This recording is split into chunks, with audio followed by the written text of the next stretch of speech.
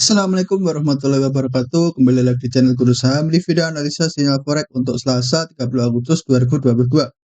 Ya, jadi seperti biasa kita sudah update di Instagram Guru Forex underscore ID. Jadi teman-teman yang belum follow bisa di follow terlebih dahulu Instagramnya Guru Forex underscore ID untuk dapat info-info tentang sinyal dan analisa setiap harinya. Oke, jadi untuk kesempatan hari ini kita ada dua analisa di sini. Pertama ada Euro USD, kedua ada GBP USD. Ini analisa intraday semua teman-teman. Di Euro USD sendiri kita analisa dari time frame M5 hingga H4. Kita ambil posisinya P karena ada SMT divergent ya di sini ya. Ini juga saya juga baru belajar ini, baru mendalami ya di tentang SMT divergent ini. Kemudian untuk GBP USD kita analisa dari time frame H1 hingga H4 ya di sini. Kita ambil posisinya sell dan ini bearish structure ya. Jadi walaupun ini pair yang sama-sama berlawanan dengan USD, kita ambil posisi beda di sini, yang satu buy, yang satu sell. Tempatnya juga beda teman-teman. Jadi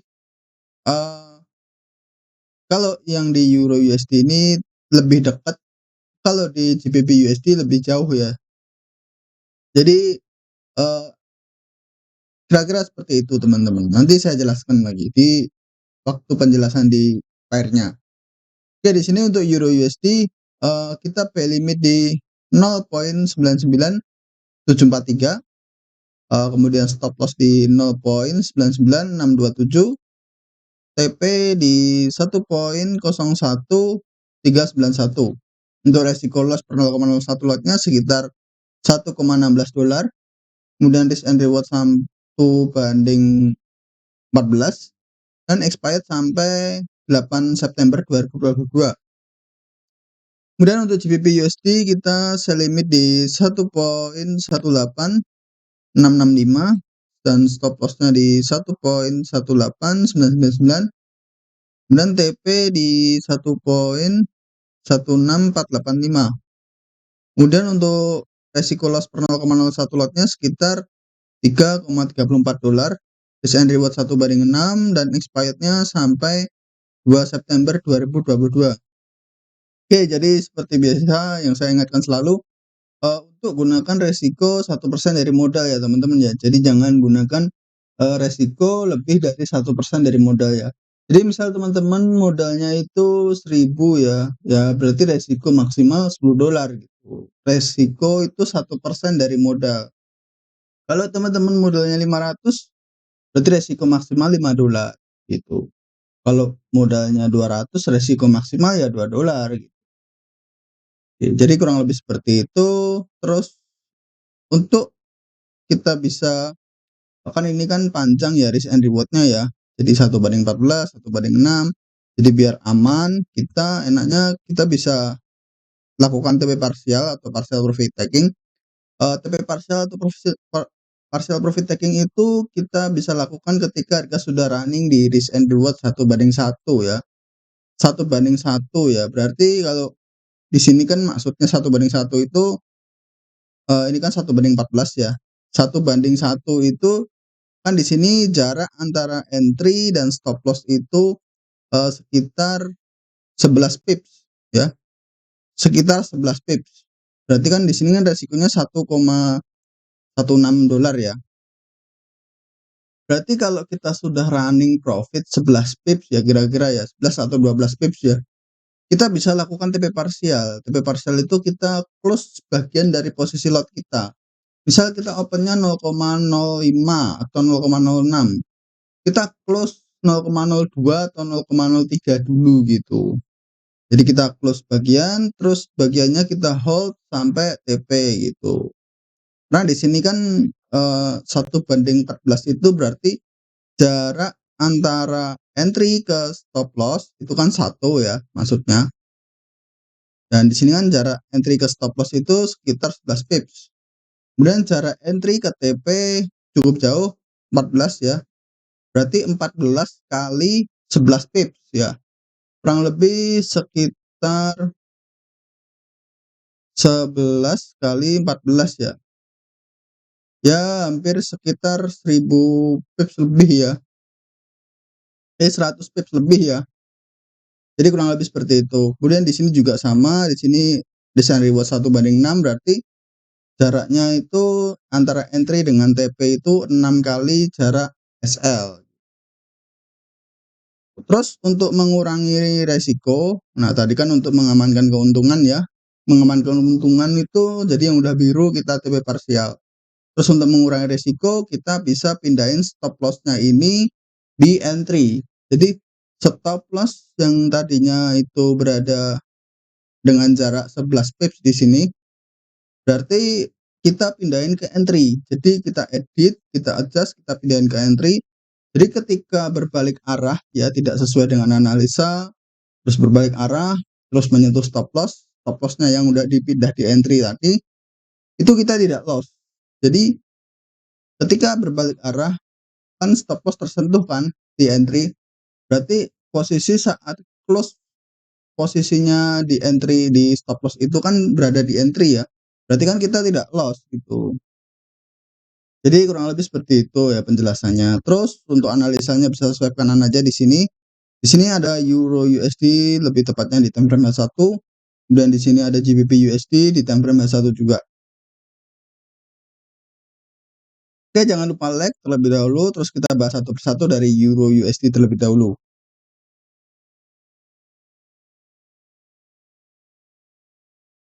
Oke, di sini sudah ada Euro USD teman-teman.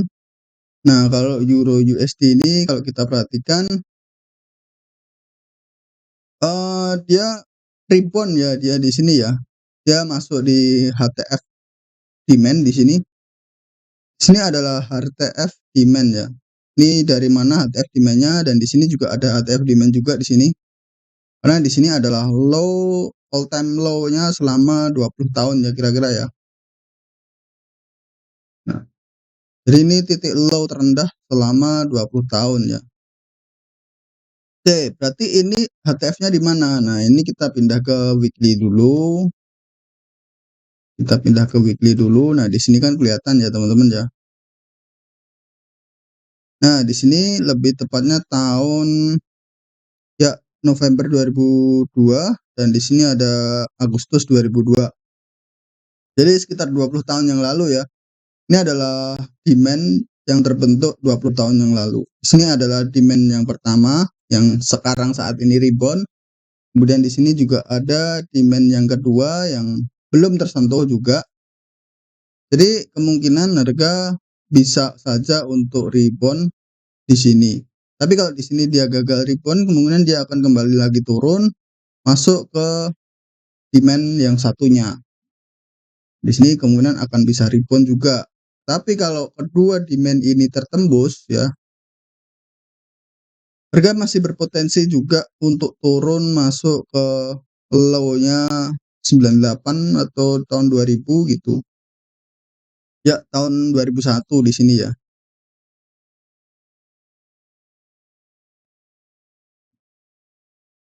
Oke, kita pindah ke sini lagi. Kita coba lihat di H4. Oke, di H4 atau di daily-nya dia masih cenderung untuk bearish ya teman-teman ya. Dan di sini dia belum ada konfirmasi quotes untuk daily-nya ya.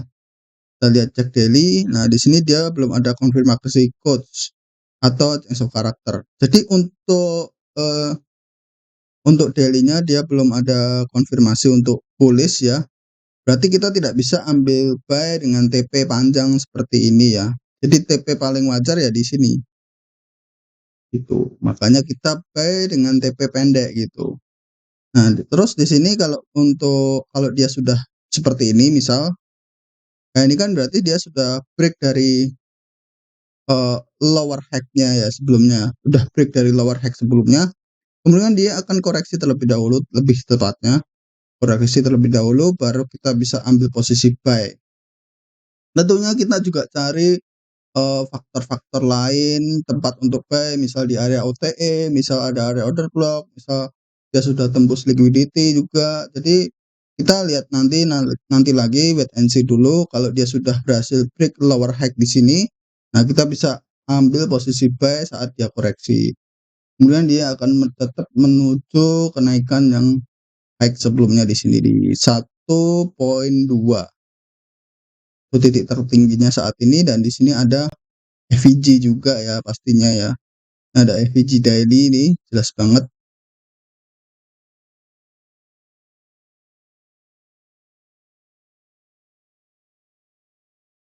Oke, terus kalau kita lihat di time frame H1 ya.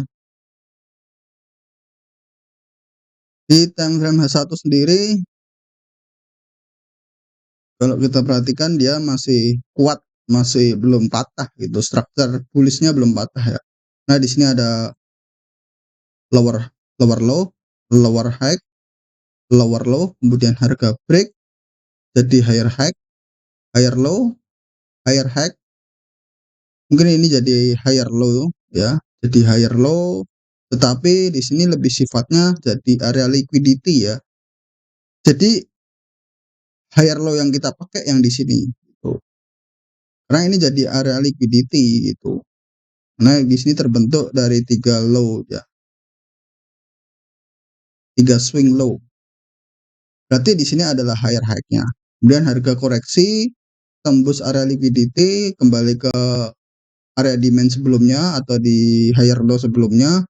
Kemudian harga rebound lagi, dan sekarang dia membentuk area liquidity lagi di sini.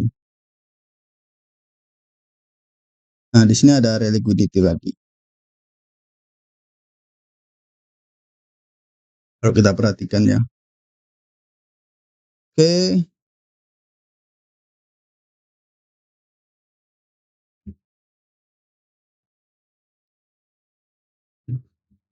Oke, terus jadi kalau kita lihat di sini kan ada SMT ya. Apa itu SMT?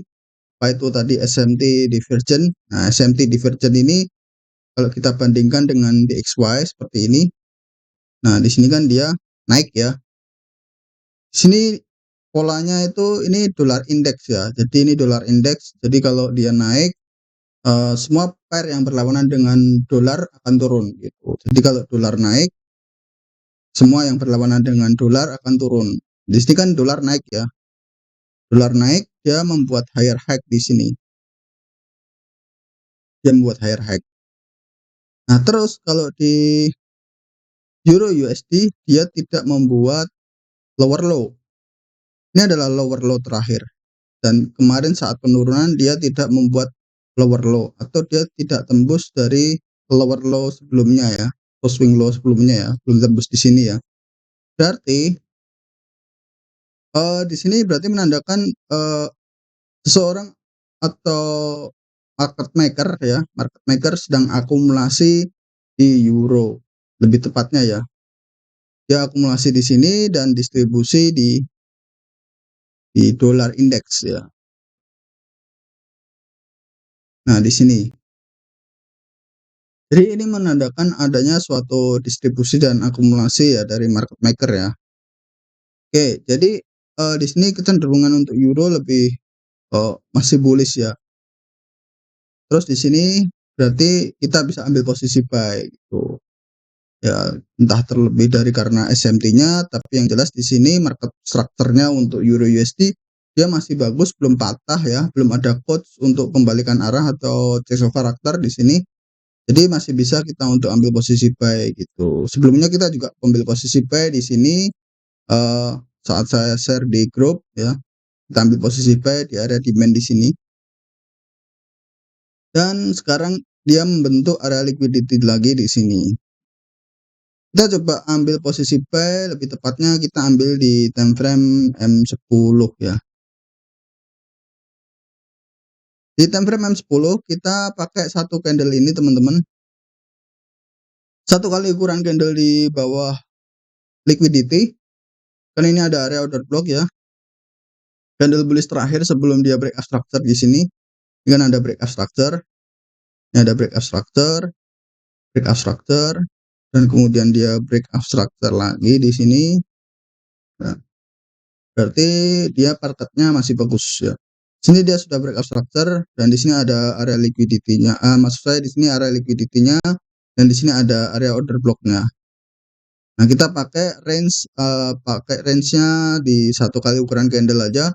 Di sini tempat kita open posisi buy dan stop loss-nya di sini. Tuh. Tetapi kita entry-nya di tengah-tengah ukuran candle. Seperti ini jadinya.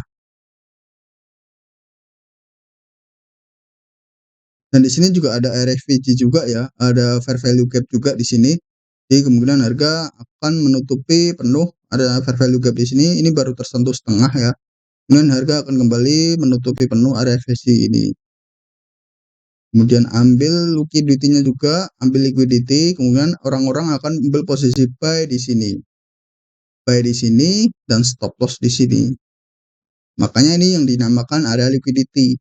Jadi market maker itu kemudian akan mengambil stop loss teman-teman gitu. Jadi saat dia ambil stop loss, kemudian dia naik gitu. Nah makanya kita fungsinya maksudnya SMC itu smart money concept itu ya kita trading ikut jalan arahnya bandar gitu.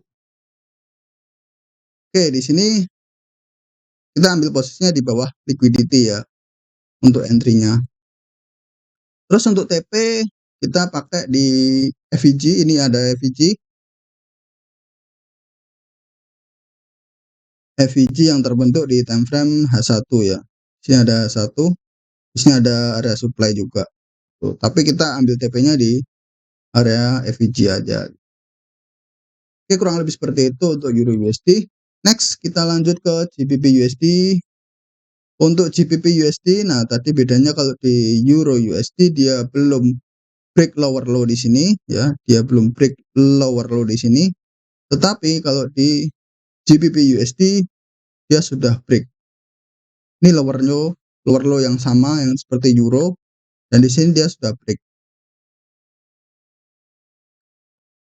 Kemungkinan dia akan sama-sama naik juga nantinya. Sama-sama akan naik, ambil area supply juga, ambil area supply juga untuk melanjutkan penurunan pastinya. Di Euro nantinya juga gitu. Makanya di Euro saya ambil TP-nya nggak jauh-jauh amat gitu. Jadi kemungkinan dia akan tetap lanjut naik. Mungkin nanti di area sini dia akan melanjutkan penurunan. Di masuk ke area demand di sini atau masuk ke di sini.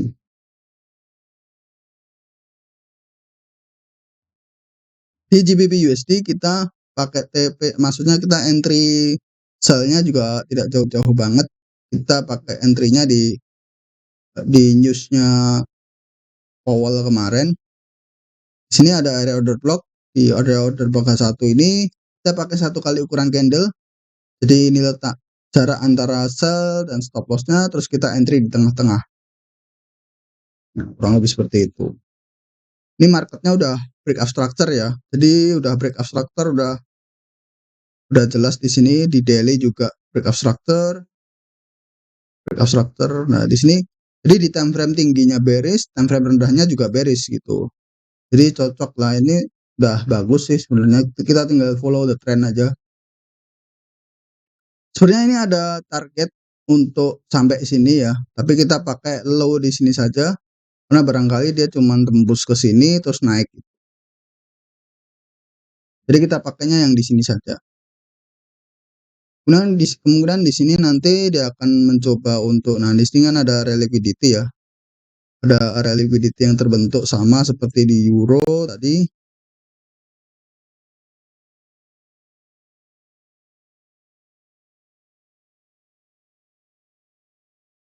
Nah, dia sekarang sedang menuju atau mengambil area liquidity dan menuju ke area demand sebelah sini.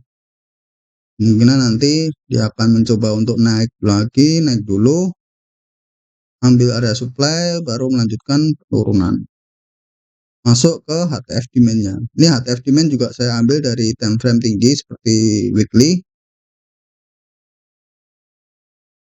Oke, kita ke daily saja. Nah, di daily, weekly, di daily time frame di sini dia masih pendek ya, jadi tidak sampai di tahun 2000-an. Jadi dia ambilnya di tahun 2020 ya. Jadi sekitar low yang terbentuk 2 tahun yang lalu gitu. Dan di sini ada HTF demand-nya ini di H4 ya, ini ya teman-teman ya.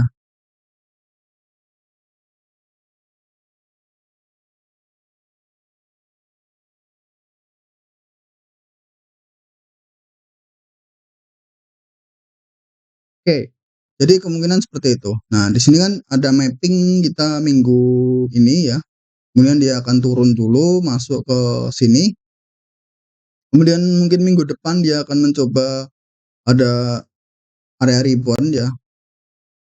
Tapi yang jelas kita tunggu sampai ada konfirmasi seperti ini.